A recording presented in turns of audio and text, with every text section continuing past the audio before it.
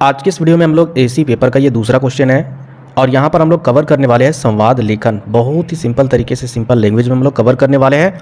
और ये जो क्वेश्चन है वो लॉन्ग क्वेश्चन के लिए भी इंपॉर्टेंट है, ठीक है, लेकिन चांस ज़्यादा यानी 60 से 70% चांस है कि ये जो क्वेश्चन है वो आपका शॉर्ट में पूछा जाएगा, यानी 5 नंबर वाले क्वेश्चन में पूछा जाएगा। लेकिन हो भी सकता है, ठीक है, बाई चांस कि ये क्वेश्चन आपके एग्जाम में लॉन्ग में भी पूछ दे, इसीलिए पूरे डिटेल से हम लोग देखेंगे। तो संवाद लेखन का मतलब होता क्या है, ध्यान से समझिएगा। संवाद का मतलब होता है बात करना, या फिर अगर अपनी लैंग्वेज में अगर बोले तो डायलॉग।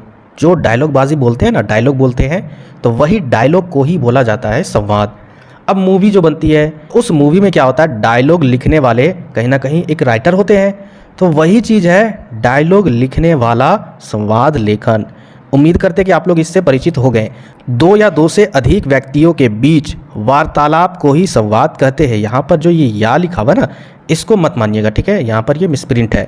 यानी 2 से अधिक व्यक्तियों के बीच में अगर 2 व्यक्ति आपस में बात कर रहे हैं, संवाद कर रहे हैं, तो उसी को ही हम लोग संवाद कहते हैं। दूसरे शब्दों में 2 व्यक्तियों की बातचीत को ही वार्तालाप या फिर संवाद कहते हैं। इतना तो सिंपल आप खुद लिख सकते हो, बहुत ही सिंपल यहाँ पर आंसर है।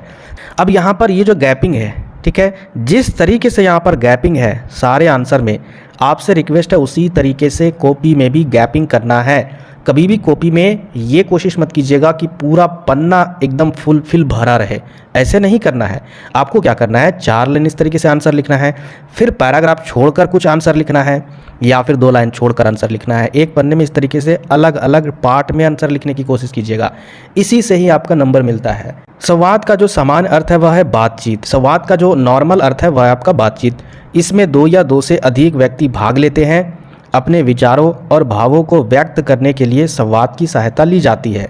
यानी 2 व्यक्ति इसमें क्या करते हैं, इस संवाद में भाग लेते हैं। और क्यों भाग लेते हैं, अपने विचारों को, अपने भावों को एक दूसरे के पास व्यक्त करने के लिए ही भाग लेते हैं और इसका सहायता लेते हैं संवाद का।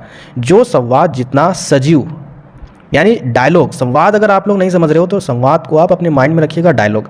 तो डायलॉग में अगर जान रहेगी, उसी को सजीव बोला गया है। तो संवाद में जितना सजीव, सामाजिक और रोचक होगा उतना ही अधिक आकर्षक होगा। कहते हैं ना डायलॉग में दम नहीं है, तो इसका मतलब क्या है कि जो डायलॉग है ना वो अच्छा नहीं है, उसमें जान नहीं है, सजीव नहीं है, और वो सामाजिक नहीं है और रोचक भी नहीं है, इंटरटेनमेंट नहीं है।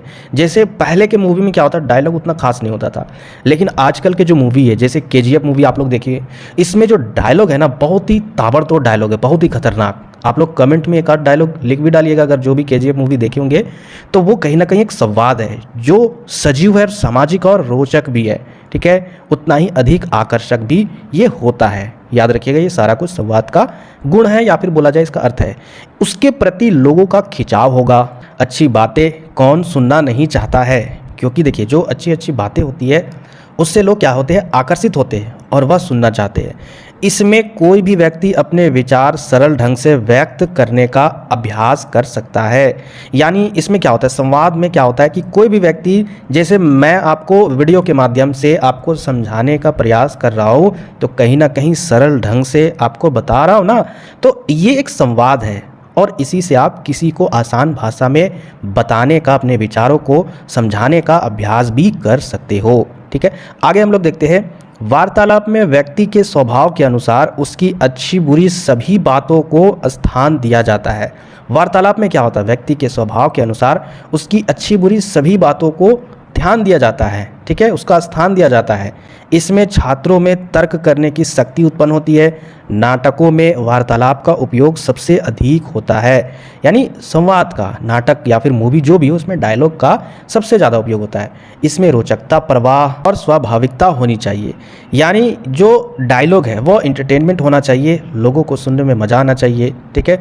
व्यक्ति, वातावरण और स्थान के अनुसार उसकी भाषा ऐसी होनी चाहिए जो हर तरह से सरल हो। यानी जो व्यक्ति है वह वातावरण और स्थान के अनुसार, और साथ ही साथ उसकी भाषा भी ऐसी होनी चाहिए जिससे वह आसानी से समझ सके वो सारा संवाद। ऐसा नहीं कि जो विद्यार्थी इंग्लिश में समझते हैं सारा कुछ, आप वहाँ पर भाषणबाजी कर रहे हो हिंदी में, तो बताइए वो सिर्फ आपका चेहरा देखेगा, आपका होठ देखेगा कि आप कर क्या रहे हो।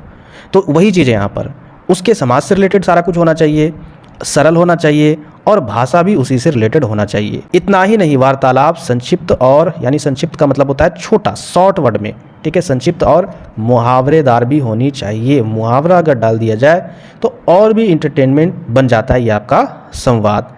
संवाद के वाक्यों में स्वाभाविकता होनी चाहिए, बनावटीपन नहीं होनी चाहिए। जैसे कि लंबे लंबे कठिन और उलझे हुए संवाद प्रायः बनावटी हुआ करती है। जो लंबे लंबे डायलॉग होते हैं और थोड़ा सा कठिन होते हैं, जो लोगों को समझ में नहीं आता, वो बनावटी होते हैं, जबकि ये सारा कुछ नहीं होना चाहिए था।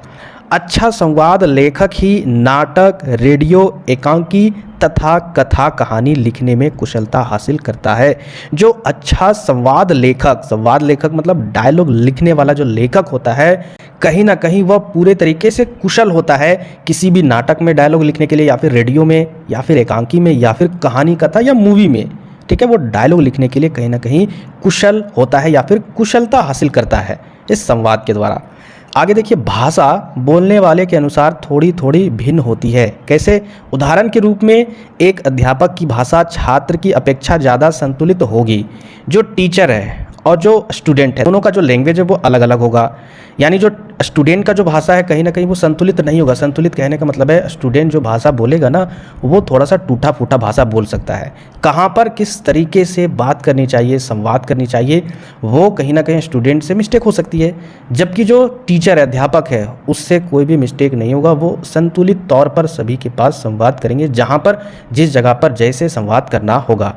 तो ये यहाँ पर वही लाइन बोल रहा है। एक पुलिस अधिकारी की भाषा में काफ़ी अंतर होगा। जैसे पुलिस अधिकारी का अलग भाषा होगा, ठीक है, टीचर का अलग भाषा होगा और स्टूडेंट का अलग होगा। इसी तरह दो मित्र यानी जो दोस्त है या फिर महिलाओं की भाषा कुछ अलग अलग प्रकार की होगी। अगर आपको बता दें, औपचारिक भाषा या फिर अनौपचारिक भाषा, इसमें समझिए, औपचारिक मतलब होता है ऑफिशियल। आप स्कूल में बातें करते हो, लेकिन वही चीज़ अगर दो दोस्त या फिर दो मित्र अगर स्कूल के बाहर निकल जाते हैं तो वो जो भाषा है वो अनौपचारिक होता है। तो दोनों में डिफरेंस है। वही चीज़ यहाँ पर बताया जा रहा है कि इसी तरह दो मित्र या फिर महिलाओं की भाषा कुछ अलग अलग प्रकार की होगी। दो व्यक्ति जो एक दूसरे के शत्रु है, उसकी भी भाषा अलग होगी। बात करके देख लीजिएगा, जो भी आपके शत्रु है पता चल जाएगा क्या संवाद है उनका आपके प्रति। कहने का तात्पर्य यह है कि संवाद लेखन में पात्रों के लिंग, उम्र, कार्य, स्थिति का ध्यान रखना चाहिए। जब आप डायलॉग लिखोगे, संवाद लिखोगे तो उसके लिंग, उम्र और कार्य को भी ध्यान में रखा जाता है। संवाद लेखन में इन बातों पर भी ध्यान देना चाहिए कि वाक्य रचना सजीव हो। जो वाक्य बनाई जा रही है उसमें भाई जान हो। ठीक है, मरा हुआ आपको डायलॉग नहीं लिखना है। उसकी शैली सरल भाषा में हो ताकि सभी को समझ सके, समझ में आए। अब आप किसी गांव में, ठेठ गांव में आप जा रहे हो, जो एकदम पूरे तरीके से वहाँ पर सिर्फ साक्षर लोग हैं, ठीक है, शिक्षित नहीं है ज़्यादा। अब वहाँ पर जाओगे, अब वहाँ पर आप जाओगे, अब आपको वहाँ पर बेरोजगारी से रिलेटेड कुछ चीज़ें बोलनी है, तो क्या आप वहाँ पर इंग्लिश में भाषण दोगे या फिर टफ हिंदी में भाषण दोगे? बिल्कुल नहीं। आपको अगर झारखंड की अगर बात करें तो खोरठा में ही बोलना होगा, सरल भाषा में ही बोलना होगा, कठिन शब्दों का कम से कम प्रयोग करना होगा। संवाद के वाक्य बड़े ना हो और साथ ही साथ जो डायलॉग है वो ज़्यादा बड़े ना हो ताकि लोग सो जाए। संक्षिप्त और प्रभावशाली हो, यानी छोटा हो और प्रभाव भी डाले। जो वाक्य है, जो शब्द है, लोगों के दिमाग में घुस जाए। मुहावरेदार भाषा काफ़ी रोचक होती है और साथ ही साथ स्थान स्थान पर आपको मुहावरे का भी प्रयोग करना होगा, तभी जो संवाद है वह एंटरटेनमेंट, रोचक और अच्छा लगेगा। अब यहाँ पर कुछ और भी इंपॉर्टेंट पॉइंट्स है, जैसे कि अच्छी संवाद रचना के लिए निम्नलिखित बातों का ध्यान रखना चाहिए। देखिए, ये विशेषता में भी आता है संवाद के, या फिर आपको क्या क्या ध्यान रखना चाहिए वो भी है। तो विशेषता के लिए भी ये पॉइंट याद कर सकते हो, या फिर क्या क्या ध्यान रखना चाहिए वो भी आप लिख दीजिएगा, ठीक है। तो देखिए क्या क्या ध्यान रखना चाहिए। संवाद छोटे होने चाहिए और सहज तथा स्वाभाविक होनी चाहिए। संवाद में रोचकता एवं सरसता होनी चाहिए। इंटरटेनमेंट होनी चाहिए, ठीक है, रोचक लगना चाहिए। इंटरटेनमेंट कहने का मतलब ये नहीं कि हम लोग उसमें डीजे गाना बॉक्स वगैरह बजा दें। अगर कोई व्यक्ति बोल रहा है डायलॉग, तो उस डायलॉग में जान होनी चाहिए, समझ आनी चाहिए, इससे हमें रोचक भी लगेगा। इनकी भाषा सरल, स्वाभाविक और बोल चाल के निकट हो।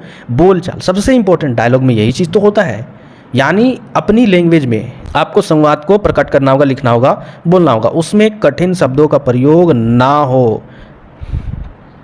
संवाद पात्रों की सामाजिक स्थिति के अनुकूल हो। संवाद पात्र जो है वह सामाजिक स्थिति के अनुकूल हो। अनपढ़ या फिर ग्रामीण पात्रों और शिक्षित पात्रों के संवादों में अंतर रहना चाहिए। अब हम लोग संवाद जो है वो किन पात्रों के लिए बना रहे हैं? तो गांव वालों के लिए बना रहे हैं, शिक्षित वालों के लिए बना रहे हैं तो उनमें अंतर होना चाहिए, डिफरेंस होना चाहिए। क्या क्या डिफरेंस हो सकता है? तो पहला डिफरेंस हो सकता है गांव वालों के लिए, भाई गांव वालों का जो लैंग्वेज है ना उसी लैंग्वेज में बात करेंगे। शिक्षित पात्रों के लिए शिक्षित वाले लैंग्वेज में बात करेंगे।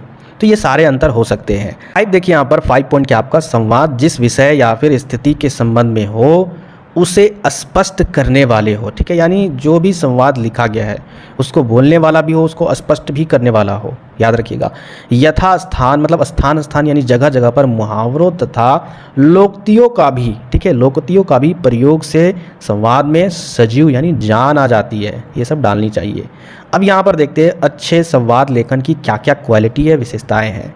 ठीक है, तो देखिए यहाँ पर संवाद में प्रवाह, क्रम, तर्क, सम्मत विचार होनी चाहिए। ठीक है, प्रवाह, क्रम और तर्क यानी तर्क के आधार पर। आप जैसे किसी के बारे में बोल रहे हो, संवाद दे रहे हो, अचानक आपने बोल दिया कि भाई हम लोग कल आसमान में उड़ने लगेंगे, तो कहीं ना कहीं ये कोई तर्क वाली बात नहीं, सब भाग कर चले जाएंगे, बोलेंगे ये बेवकूफ़ है, पागल है।